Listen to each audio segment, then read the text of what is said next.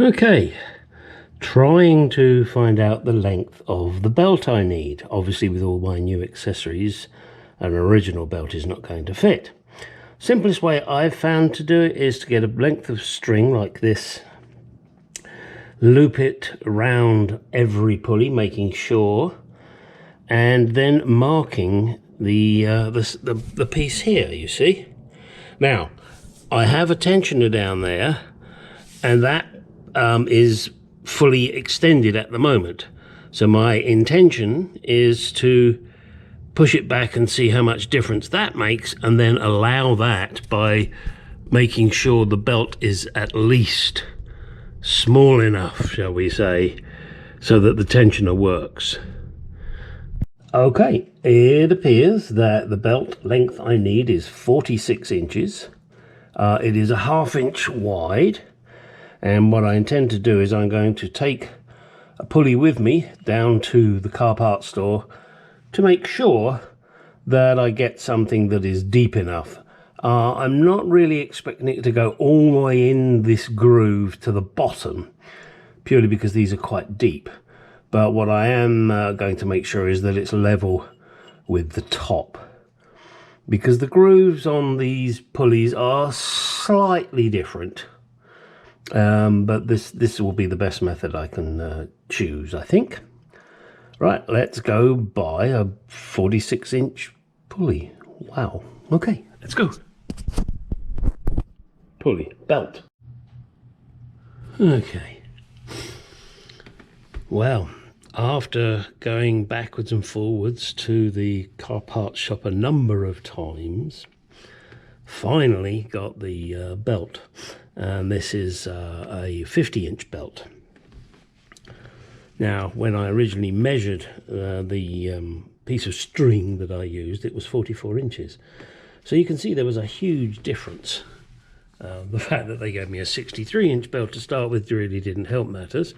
However, this is it, and I think it looks pretty good. At the moment, the compressor is not fixed, it's just resting in there, so there will be a little, you can see there's a little bit of alignment to do there, but I think that is going to be pretty darn good. My only concern is that it's just kind of on the edge of the alternator, and I do intend to push the alternator further out to get some good tension on it, and hopefully that will deal with the problem. If not, I will have to put an idler wheel in here somewhere.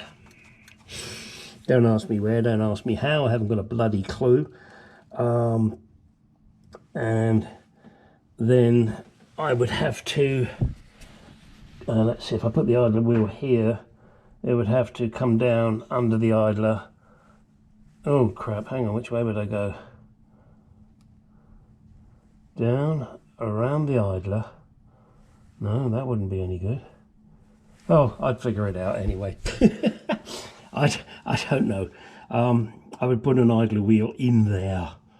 That's where it would have to go. But I'm kind of hoping that it'll grip good enough.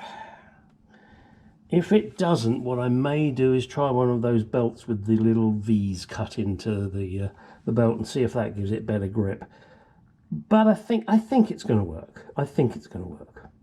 I have ordered a new fan. I think I mentioned it before, for the alternator, as this one will be going backwards.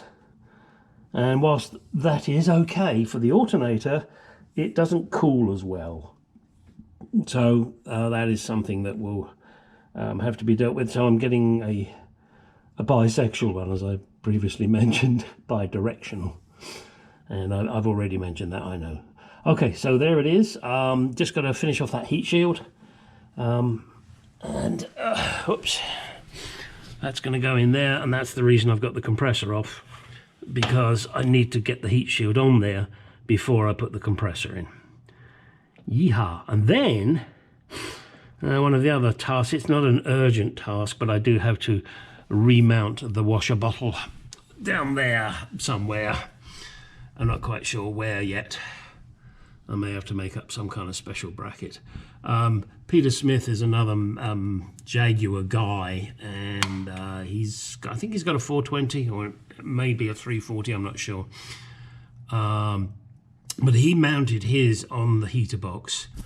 I'm not keen on doing that, I must admit. I just like the heater box the way it is. But hey, you know, each to their own. Now I may well mount it underneath the fuse box and have to make up a bracket for it. I don't know. It's something I will have to decide on how I'm going to do it. I haven't decided.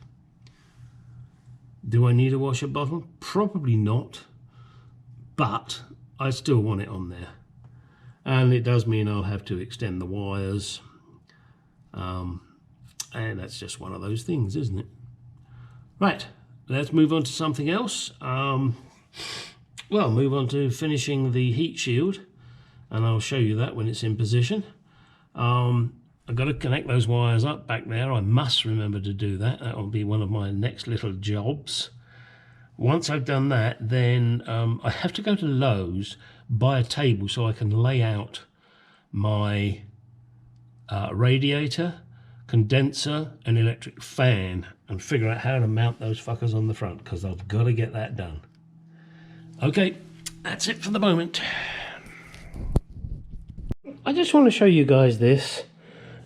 You're going to use scalpels in car building for gasket making, whatever. I purchased this, yes, good old Harbor Freight. It was $16. Now there's a screwdriver that will be there. I just happened to have taken it out. There's a pair of tweezers that belong up here. You get all of these blades, all of these tools, plus, let me show you this. This, I guess you want to call it a watchmaker's screwdriver. You have this extremely fine tip, but that has come out of the end. There is probably another 6 or 5 tips in there, Phillips, small, flat, and this, you know, is something, if you wanted, you could carry in your pocket. So, yeah, I just thought it was an excellent kit for what it costs. You know, a blade breaks or goes blunt, oh, what the hell? You know, one of these tools breaks, oh well, never mind. And this one, this is like a carving tool. Really rather intriguing, but I can't say I'd be doing a lot of carving, but somebody might. But I like the scalpels. They're very handy. This, yeah, I can't say I'd ever use that. Right, moving on, you can see the compressor's back on the bench. Reason being, I'm making up the heat shield, and the compressor's in the way. It's as simple as that. Also, the belt for the engine. I grabbed this one. This is a 49-inch. And it's too short, simple as that, but it doesn't matter to you guys, because whatever you do, if you do the same modifications or similar, the belt's going to be different. Now, I think I mentioned it, I used a piece of string, and I measured that piece of string, but it was an internal measurement at the bottom of the groove, and the belt does not get to the bottom. So do be very careful of that, otherwise you'll do like I did and buy the wrong size belt. So I've come back with this belt. As I said, it's a 49 inches. So I'm going to grab the next 2 sizes up, because I'm not sure which one I want to use. And again, let me show you. Let me find a light. So you can see that the alternator now can move in, you know, as much as that. And then it hits the bracket that I've created. So, but I've still got a hell of a lot of movement there. Plus, I have this tensioner here, which moves. So I got a lot of adjustment there. Someone was asking me about that. I can't remember who it was that asked me, but one of my subscribers said, you know, about adjusting the belt. Well, there you are, subscriber. That's how to adjust the belt. Oh, and while I remember, one other subscriber did ask me about the red tails. This, oh no, you can't really see it, can you? Hang on, let me try and get the right angle here. Hopefully that shows you that is the correct way for the red tails to go on a Jaguar Mark II. Now, I have a friend in Austria, as you all know, Classic Car Cave Dave, and he has a XK 150S, and they would be the other way around, apparently, on that model. And if you watch Richard Michael Owen, he's restoring a 150, or he was, I don't know if he's still doing it, and the tails are the other way around. And I did actually comment to him about it, and he said, yes, that's the way it is in the books. It would appear that from 1958 onwards, they turned them around the other way. I like them this way round. I think this is the correct way. It just looks right to me. But, you know, reason being, logic, it's aerodynamic. Oh yeah, like it's going to make a big difference. This little flat edge here on the back is meant to be viewable from the driver's seat. So he can see that the little red indicator's on and therefore knows that the side light is working. Well, in my mind, yes, if you've got that good a fucking eyesight. I don't. But for normal people, and I'm definitely not normal, that is the way it's meant to be, and that's why this flat edge sticks up and shows the driver the side light is on. These side lights are pathetic. I would not drive on them. Dusk? No, shit, no, I wouldn't. I'd just put the headlights on. It's just, it's ridiculous. But in those days, it was what was done. So, and why do I profess about this? I have checked with various Jaguar aficionados and reviewed many pictures. And I mean of original cars, not of ones that have been restored. Because quite often when they're restored, they put this little baby on the wrong way round. Of course, it's individual, each to their own. You do what the bloody hell you like with your car. That's the way I do it with mine, because that's the way I like it. That's the way, shut up. There is no excuse.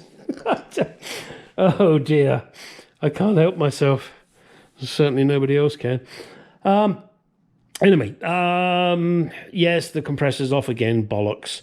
Only because I got to make that heat shield. Oh, and by the way, when I've finished making this heat shield, and I can't cut it yet because the memsab's still asleep. When I cut it and finally get it fitted, I will be making this silver. Will it make a difference? I have no clue, but I'm going to give it the best chance I can. I'm still not sure if those holes are the right size, by the way. I've got to see. They are slightly off, but that's okay. Because of the angle of the compressor, it's going to be good. Oh, look, I let my little light on go off. Okay. Oh, and that's another thing that's really handy. Those butane torches. Oh, and these drills. I'm sorry, this is more like a fucking advert. Shut up, go away. Let's move on to something more interesting. What? Probably when the heat shield's complete, that'll be in the next clip. Oh, and the belt, when the belt is done. And I'll go and get that tomorrow morning. Which is next for you. Okay. Back in a moment. And here's the heat shield prior to powder coating. Nice and simple. It'll do the job. That's all that matters. And I will be doing it with this chrome, which will probably end up looking just like silvery. And I figure that'll give it a bit of a reflectiveness. Not happy with that, but maybe it'll help, maybe it won't. We'll see. I'm going to need AC. I live in Arizona. It's fucking hot here in the summer, so I've got to have AC. We'll see. And if it damages the compressor, then I'm going to have to figure something else out. All right. Oh, and that was the belt. I think I showed that earlier. What else do we need to do? No, just get on and get that heat shield done. There it is. Heat shield in place. Now let's hope I can get the compressor in without hitting it. I may have to modify it. I may have to bend it a little bit. put a little bit of a set in it, but we shall see. It's not obvious to you, but it was to me. I couldn't bend this back until I got it in place, simply because I needed to get to the nuts on the manifold, and they are there. See them little fuckers? Yeah, right there. Okay, now let's get the compressor on, get the belt on, and show you everything complete. One totally, I want to say unrelated, but I guess it's not. It's a piece of amusing information for you guys, and also part of the history of this car. The metal I've used here to build these brackets, as you can see, had I don't want to say strengthening ribs put on them, and it was right angles and blah blah blah. These were originally from IBM disk drives back in the 70s. Yes, I'm that fucking old. And the engineer was around installing new disk drives, and he ended up with more plates than he needed.